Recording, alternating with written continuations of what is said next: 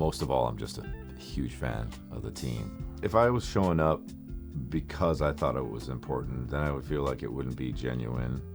I do think supporting women's sports is important, but I think what's more important to say even than that, because that is inherently important. I think showing your support is good, but I think the sport is good. The watching a WNBA game is a lot different than watching an NBA game, and I've frankly the last 3-4 years I just end up watching WNBA games more, or the women's tournament in college.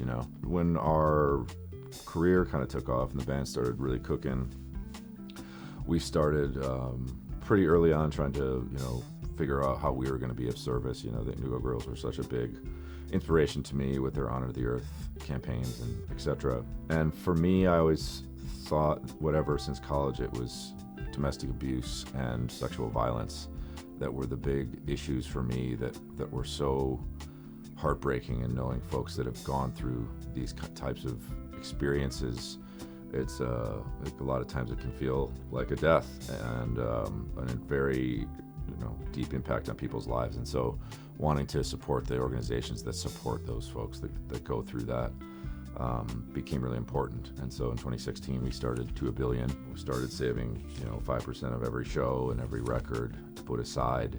One of the great things is that every show we partnered with a different shelter, and they would come and people would get to meet them, and I'd say something at the show like, we're here experiencing music and that's magical, and there's people out there that are really doing real magic every day, and it'd be cool if you went to go meet them and understood what their organizations do and stuff like that.